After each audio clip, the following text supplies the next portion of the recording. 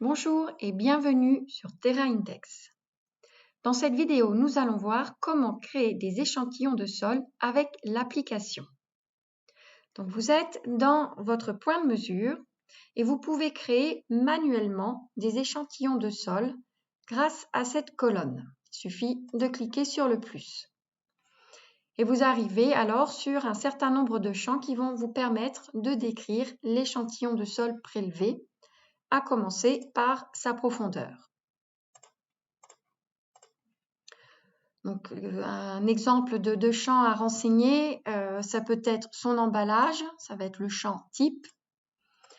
Si vous avez trouvé du polluant, de quel polluant il s'agit et le niveau de pollution. Vous pouvez également renseigner son PID. Et vous pouvez le faire ainsi au fur et à mesure, donc toujours manuellement. Dans Terra Index, vous avez la possibilité de scanner directement les échantillons avec l'application. Vous avez ici donc effectivement le champ code barre, vous pouvez le rentrer manuellement, mais ici en bas à droite, si vous cliquez sur l'option scanner, la caméra de la tablette ou bien la bipette, si vous travaillez avec une bipette, se mettra en route. Donc il suffit pour vous de vous mettre sur le premier échantillon et de scanner ensuite, à l'aide de la bipette ou de la caméra, vos différents codes barres.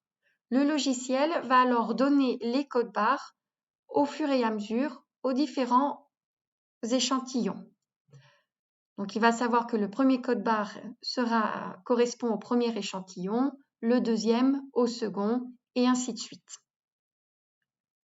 Si votre échantillon a plusieurs codes barres, dans ce cas, il faut cocher l'option « Scanner plusieurs codes barres ». Et dans ce cas, le logiciel saura que les différents codes barres scannés appartiennent au même échantillon. Vous avez également d'autres options telles que le contrôle du code ou encore la longueur. Pour sortir de l'écran, il suffit de cliquer sur la flèche et vous revenez dans votre fiche de description de l'échantillon. Vous avez fait une erreur, il suffit de cliquer en bas à gauche sur supprimer pour supprimer les échantillons. Donc on vient de voir comment créer un échantillon manuellement, mais il est également possible de générer des échantillons en une seule fois. Et pour ce faire, on va utiliser l'option qui se trouve ici en bas à droite, générer un échantillon. Quand je clique dessus, j'ai alors un écran qui s'affiche où j'ai un certain nombre de paramètres à renseigner pour pouvoir générer automatiquement ces échantillons de sol. Je peux demander, donc je peux renseigner la profondeur maximale de l'échantillon. Donc ce sera un échantillon qui aura une profondeur de 50 cm. Et je vais demander, par exemple ici, à créer des échantillons jusqu'à une profondeur de 3 mètres. Je peux avoir ensuite l'option de respecter les limites de couche ou bien, au contraire, de créer véritablement les échantillons toutes les 50 cm jusqu'à 3 mètres de profondeur.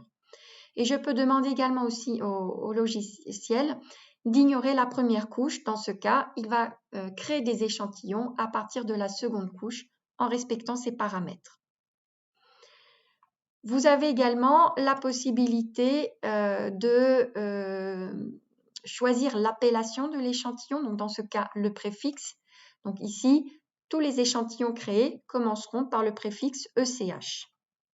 Et le type d'emballage est également indiqué s'il s'agit d'un échantillon remanié ou pas.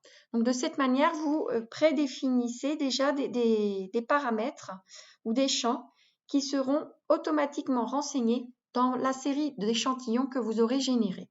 Donc une fois que j'ai renseigné tous ces paramètres, je clique sur le V de valider et là on voit de nouveaux échantillons qui viennent d'être créés automatiquement. Et quand je rentre dans l'un d'entre eux, donc la profondeur est déjà renseignée, le type et s'il s'agit d'un échantillon remanié ou pas est également renseigné. Donc après, il ne me reste plus que les autres champs à renseigner.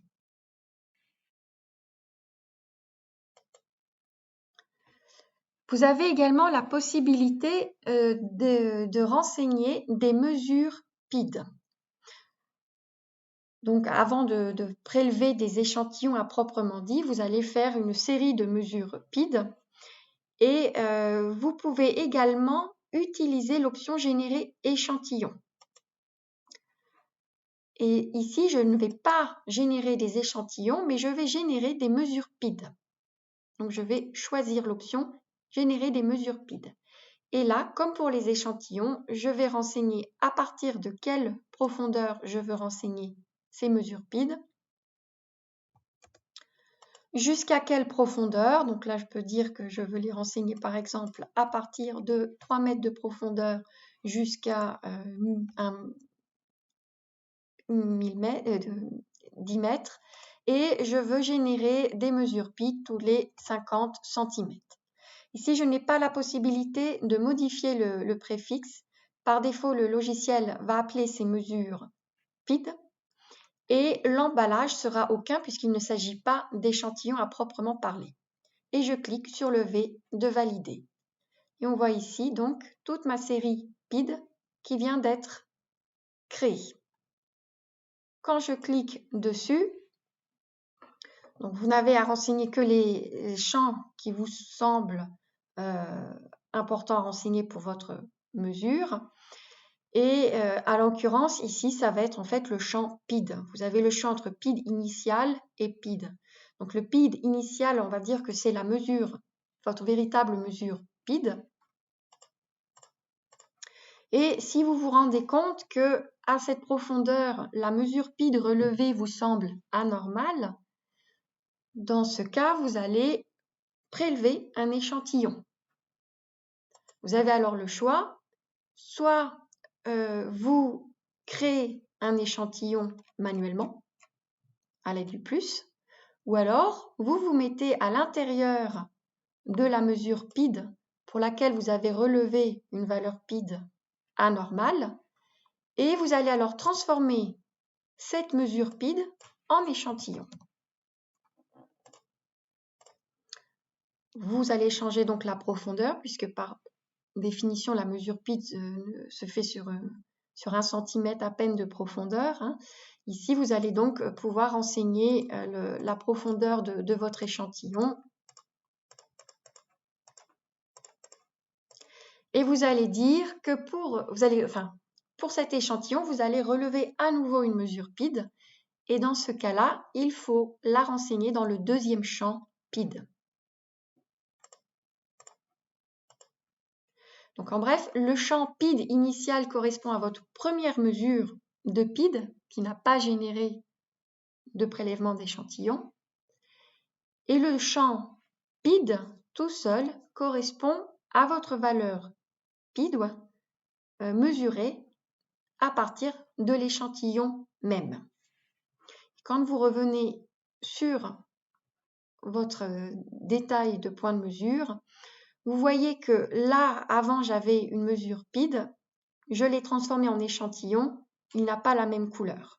Donc c'est aussi une aide pour vous pour visualiser tout de suite les échantillons des mesures PID. Et comme il ne s'agit pas d'un échantillon remanié, il apparaît en couleur marron clair. Ici, j'avais fait une série d'échantillons remaniés, ils sont donc en couleur foncée. Une dernière précision concernant les champs PID initial et le champ PID. Quand vous allez émettre des coupes de forage, c'est la valeur PID, donc de ce champ-là, qui apparaîtra dans le graphique PID. Donc si vous voulez faire apparaître les mesures PID dans votre coupe de forage qui n'auront pas entraîné d'échantillon, dans ce cas-là, il faut remplir la valeur PID dans ce champ-là. Si vous le saisissez uniquement ici, il n'apparaîtra pas dans le graphique PID.